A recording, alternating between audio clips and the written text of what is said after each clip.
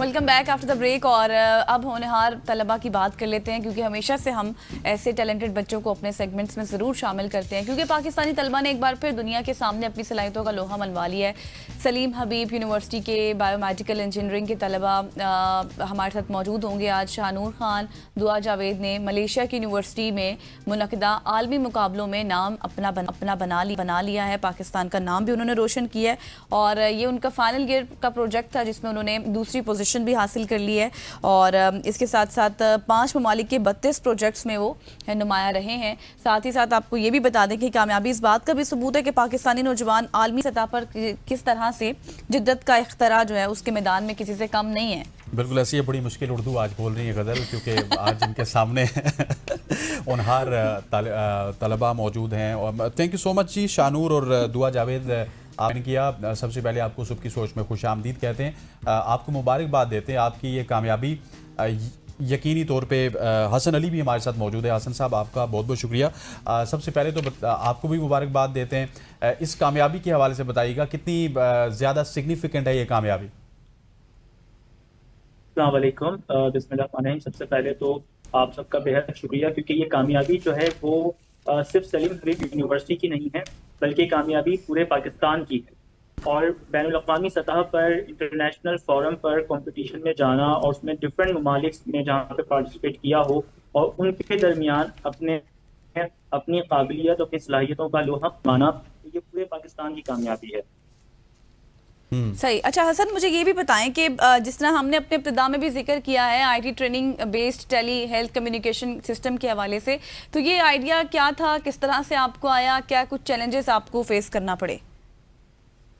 अच्छा, असल में देखिए, पाकिस्तान में नहीं बल्कि दुनिया भर में जो डिसेबिलिटीज़ हैं और जो पेशेंट्स जो स्ट्रोक की वजह से, पैरालिसिस की वजह से बात नहीं कर पाते, it's a very painful time. मतलब अगर हम इमेजिन करें, सोचें कि अगर आपको कहीं पेन हो रहा हो, आपको कोई बात शेयर करनी हो, आप बता नहीं सकते, आपको इवन एक गिलास पानी का अगर चाहिए और आप उसको नहीं अगर अपने अटेंडेंट को बता सकते हैं, तो उस केस में हमारे पास जो भी अभी एक्सिस्टिंग डिवाइसेस मौजूद हैं उसमें टच पेड सिस्टम होता है। यूजुअली आप जो है वो कीबोर्ड के थ्रू या कीपैड के थ्रू जो है वो आप टच सिस्टम के थ्रू जो है वो अपना कम्युनिकेशन को कर सकते हैं। लेकिन पैरालिसिस में, स्ट्रोक पेशेंट्स में या किसी और मोटर जो मोबिलिटी डिसऑर्डर्स होते हैं उनमें हम ये देखते हैं कि अगर हाथ भी काम नहीं कर रहे और आप बोल भी नहीं पा रहे, तो फिर पेशेंट कैसे कम्युनिकेट करेगा। तो ये बायोमेडिकल इंजीनियरिंग है कि आप कैसे मिजरेबल लाइफ को कन्वर्ट कर सकते हैं, ट्रांसफॉर्म कर सकते हैं इनटू अ क्वालिटी लाइफ। तो फिर हमने इस पे सोचा, काम किया कि हम जो आई ब्लिंकिंग होती है, हम जो पलक झपकाते हैं, तो उसको इस्तेमाल किया जाए। और ये अल्लाह का बड़ा करम है, एक सोर्स है हमारे पास जिसके थ्रू उसको हमने कम्युनिकेट करने का एक जरिया बनाया। That's very good Hasan. और मुझे ये बताइएगा कि इस प्रोजेक्ट पर काम करते हुए सबसे बड़े चैलेंजेस क्या थे जिसको आपने अबूर किया और ये कामयाबी समेटी? देखिए, सबसे बड़ा चैलेंज तो इसमें यही एक इसका जो मेन सोर्स था कि जब हाथ भी काम ना कर रहे हों और आप बोल भी नहीं सकते, तो फिर आप किस तरह अपनी बात को कम्युनिकेट करा सकते हैं पेशेंट डॉक्टर से, या अपने जो पेशेंट की जो बात है जो वो सोच रहा है। तो उसमें जो सबसे बड़ा चैलेंज था हमारे लिए वो यही था कि सोर्स इसमें क्या होगा जिसके थ्रू हम कम्युनिकेशन करा सकें। तो आई ब्लिंकिंग, आप पैरालिसिस की हों, आप पैरालिसिस की कंडीशन में हों या मोटर डिसऑर्डर में हों अगर आप, तो जो पलक झपकाना है, हम सोते हैं, आंख बंद करते हैं, तो ये एक ऐसा फंक्शन है जो हमारा काम कर रहा होता है। तो वहां से सिग्नल को पिक करना, उसकी रेजोल्यूशन को लेना, और फिर that was the biggest challenge कि सोर्स आइडेंटिफाई करना, और फिर जो सोर्स आइडेंटिफाई हो गए तो उसको एक्वायर करना कि वहां से सिग्नल कैसे एक्विजिशन होगी और किस तरह उसको हम आगे अपने फर्दर जो है वो प्रोसेस में लेकर जाएंगे कि वो एक फाइनल स्टेज तक जो है वो मैसेज डिलीवर हो सके। So that was the biggest challenge. सही। हसन, आप हमारे साथ ही रहे हैं। अभी हमें शानूर खान और दुआ जावेद ने भी ज्वाइन कर लिया है। Thank you so much. सबसे पहले तो मुझे दुआ आप ही ये बताएं कि how is it from other international competitions, इस कंपटीशन के बारे में थोड़ा सा बताएं और आपने क्या कुछ फेस किया वो भी बताएं। अच्छा, अस्सलाम वालेकुम। वालेकुम अस्सलाम। बेसिकली ये जो कंपटीशन था वो हम लोग का इंटरनेशनल लेवल पे था। IEEE वाइसेस 12 2025 इसका नाम था। और हम लोग सलीम हबीब का बहुत शुक्रगुजार हैं कि उन्होंने हम लोग को ये अपॉर्चुनिटी दी कि हम लोग इस प्लेटफॉर्म पे अच्छे से प्रेजेंट कर पाएँ। इस प्रोजेक्ट के अंदर जो हम लोग को बेसिकली मुश्किलात जो आई वो एक प्रोसेस था पूरा इसके अंदर अप्लाई करने का। उसके बाद 1000+ एब्स्ट्रैक्ट के अंदर से हम लोग सिलेक्ट हुए और अल्हम्दुलिल्लाह उसके अंदर हम लोगों ने 2nd पोजीशन हासिल करी। That's very that's great. Great. और शानूर, आप बताइएगा आपका ये एक्सपीरियंस कैसा रहा? मेरा तो एक्सपीरियंस बहुत बहुत अमेजिंग रहा फ्रॉम द स्टार्ट। जब हम लोगों को पता चला कि आउट ऑफ 1000+ एब्स्ट्रैक्ट्स हम सेलेक्ट हुए हैं, तो उस वक्त हमारी एक्साइटमेंट तो ओवर द टॉप थी। हम बहुत ज़्यादा एक्साइटेड थे। एंड देन वो जो कंपटीशन से पहले का टाइम था, वो गुजर ही नहीं रहा था उस एक्साइटमेंट में कि हम exactly. जाएंगे मलेशिया में अपना प्रोजेक्ट प्रेजेंट करेंगे in front of Pakistan so many people. तो फिर जब हम वहां पर गए और हमने फाइनली अपना प्रोजेक्ट प्रेजेंट किया, और फिर फाइनली जब हम वहां पर सेकंड पोजीशन लेकर आए, तो एक बहुत प्राउड मोमेंट था। पाकिस्तान के लिए भी हमने बहुत अपना एक इंटरनेशनल लेवल पे रिप्रेजेंट किया, अपने यूनिवर्सिटी को रिप्रेजेंट किया और अपनी फैमिलीज को रिप्रेजेंट किया। तो हमारे लिए तो ये फीलिंग बहुत बहुत अमेजिंग फीलिंग थी। यकीनी तौर पर जिस तरह से आपने पाकिस्तान का नाम रोशन किया है, अपनी फैमिलीज़ का और अपना खुद का, तो जितना भी आपको सराहा जाए उतना कम है। मुझे ये बताएं कि दुआ, इस तरह के इंटरनेशनल इवेंट्स में टीम वर्क कितना ज़्यादा मैटर करता है? जब आपने टीम में काम किया तो कितनी आपको इससे हौसला अफजाई भी हुई आपकी? जी, टीम वर्क का तो हम लोग का बहुत जो है वो इस तरीके से था कि क्योंकि जब एक प्रोजेक्ट पूरा बनता है तो उसके अंदर बहुत सारी चीज़ें होती हैं। स्टार्ट होता है उसका पूरा रिसर्च पेपर आपको पढ़ने होते हैं। 200 अबव हम लोगों ने जो है वो रिसर्च पेपर्स पढ़े थे, और हमारे जो एग्जिस्टिंग सॉल्यूशंस थे उसके अंदर हार्डवेयर और जो है लो कॉस्ट नहीं था वो। तो हम लोग की सबसे पहली जो हमारा जो सबसे पहला गोल था वो यही था कि हम लोग अपने प्रोजेक्ट को किस तरीके से लो कॉस्ट बनाएं, और उसके लिए हम लोगों ने ऑलमोस्ट 200 रिसर्च पेपर्स जो हैं वो हम लोगों ने रीड आउट किए, और फिर हम लोग इस नतीजे पे पहुंचे हैं कि हम लोग को सॉफ्टवेयर बेस्ड प्रोग्राम हमारा बनाना है। फिर उस सॉफ्टवेयर के अंदर कोडिंग और पोस्टर प्रेजेंटेशन हर पॉइंट पे जो है हम लोग का आपस में बहुत अच्छा जो है एक्सपीरियंस रहा, और अल्हम्दुलिल्लाह मुझे तो बहुत खुशी है कि मेरे टीम मेंबर्स इस तरीके से। ज़बरदस्त। हम आपकी तरफ वापस आते हैं, ज़रा हसन साहब से भी कुछ पूछते हैं। हसन, ये बताइएगा कि क्या आप समझते हैं कि ये प्रोजेक्ट हेल्थ केयर के शोबे में हकीकी तौर पर एक गेम चेंजर साबित होगा? जी बिल्कुल, क्योंकि देखिए अब तक जो भी हमारे पास, जैसे मैंने शुरू में भी अर्ज की कि जो हमारी एग्जिस्टिंग डिवाइसेस हैं वो यूजुअली टच फीड सिस्टम पे काम करती हैं कि आपको जो है वो स्क्रीन पे अपने अपर आर्म, जो आपके अपर लिम्स होते हैं, उसको यूज करते हुए आपने सिस्टम को इंटीग्रेट करना होता है, आपको सिस्टम को यूज करना होता है। लेकिन अगर आपके हाथ काम ना कर रहे हों, तो फिर उस कंडीशन में, और आप बोल ही ना पा रहे हों, तो फिर उस कंडीशन में आप किस तरह जो है वो कम्युनिकेट कर सकते हैं। तो आई ब्लिंक जो है वो एक ऐसा सोर्स है हमारे पास, जो एक कुदरत का एक अनमोल ऐसा तोहफा है कि जिसके थ्रू हम ये कम्युनिकेशन को इजी कर सकते हैं, और हमने उसको अल्हम्दुलिल्लाह करके दिखाया है। तो इस डेफिनेटली ये हेल्थ के डिवाइसेस के अंदर ये एक बहुत बड़ा गेम चेंजर भी हो सकता है। इसको हम ये कह सकते हैं कि एक ब्रेक थ्रू भी है, क्योंकि अब जितनी भी डिवाइसेस इंशाल्लाह इससे आगे बनेंगी वो इसी तरह से होंगी कि जहाँ पे आप पेशेंट को किस तरह से कंफर्ट जोन में, और जो भी उसके रिमेनिंग फंक्शंस हैं जो काम कर रहे हैं, उससे कैसे आप पूरा उसकी कम्युनिकेशन करा सकते हैं। सही। तो शानूर, मुझे ये बताएं कि जिस तरह से अभी पहले दुआ ने भी ये जिक्र किया कि आपने इतने ज़्यादा रिसर्च पेपर्स पढ़े, उसके बाद आपने कोई नतीजा निकाला कि हमें किस पे काम करना चाहिए, कौन सा प्रोजेक्ट होना चाहिए। बाकी कंपिटिटर्स भी तो आपके साथ थे, उनकी प्लानिंग्स, उनकी स्ट्रेटजीज किस तरह से पाई आपने, और क्या कुछ सीखा कि अब नेक्स्ट हमें कितना ज़्यादा इम्प्रूव करना चाहिए ताकि हम फर्स्ट पोजिशन हासिल कर सकें? जी बिल्कुल, हमारे जो कंपेटिटर्स थे, नो डाउट उनके प्रोजेक्ट बहुत अच्छे थे, बहुत अमेजिंग प्रोजेक्ट्स थे, इंडस्ट्री लेवल थे वो प्रोजेक्ट्स कुछ ऐसे।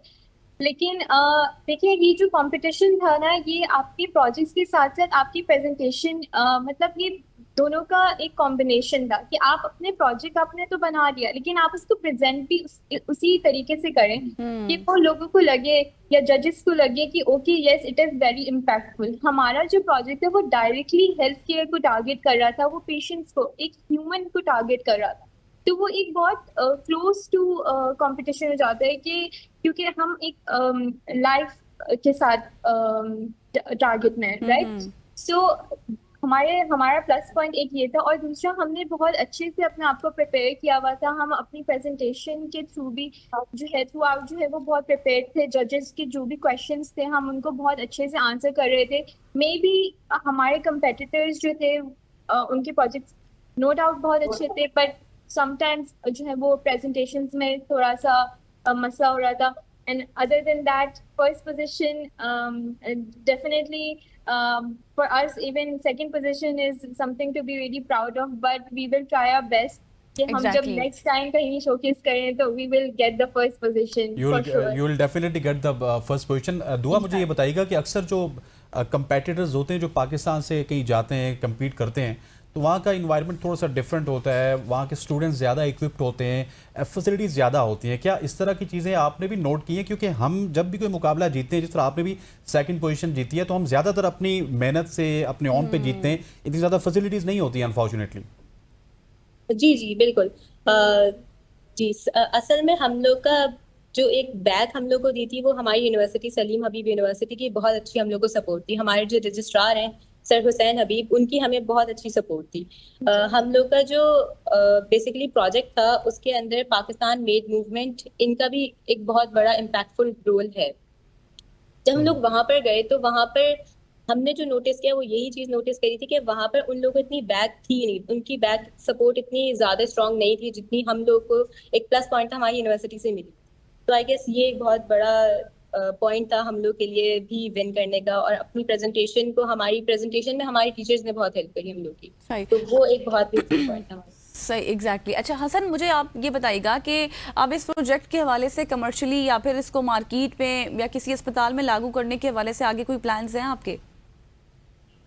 जी बिल्कुल। जैसे अभी दुआ ने ये बात शेयर की कि सलीम हबीब यूनिवर्सिटी ने एक पाकिस्तान मेड मूवमेंट के नाम से एक तहरीक शुरू करी है, और ये एक पूरी मूवमेंट है जिसका मकसद ही यही है कि पाकिस्तान में, because there is a huge gap in the business in the health care sector, कि हम अपनी मेडिकल डिवाइसेस को इंपोर्ट जो है वो कर रहे होते हैं, और यहाँ पे उनकी जो लोकल इंडिजनाइजेशन है, जो लोकल मैन्युफैक्चरिंग है, वो बहुत कम है।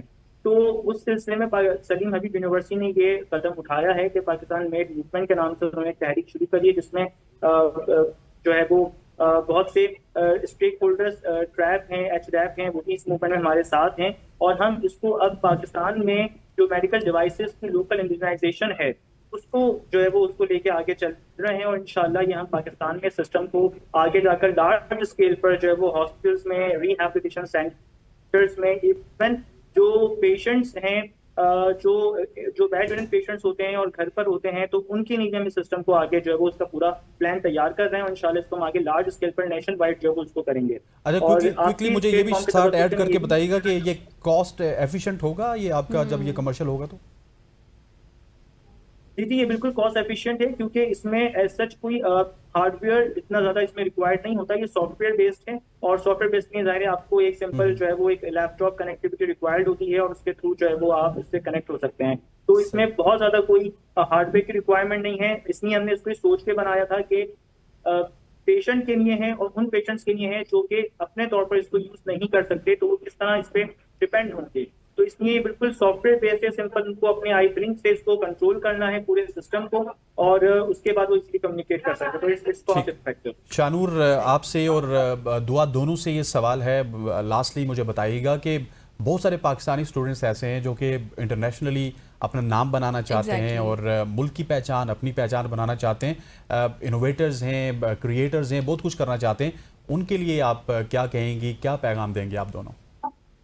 तो हमारा मैसेज तो बहुत सिंपल है, आप अपने आइडियाज को कभी भी अंडर एस्टिमेट मत करें। भले आपके पास रिसोर्सेज कम हो या एनवायरनमेंट टफ हो, अगर आपकी नीयत और मेहनत स्ट्रॉन्ग है तो आप इंटरनेशनल लेवल तक पहुंच सकते हैं। और आप अपना फोकस उन सॉल्यूशंस पर रखें जो सोसाइटी के लिए बेनिफिशियल हो, स्पेशली उन लोगों के लिए जो लो इनकम एरिया से बिलोंग करते हैं।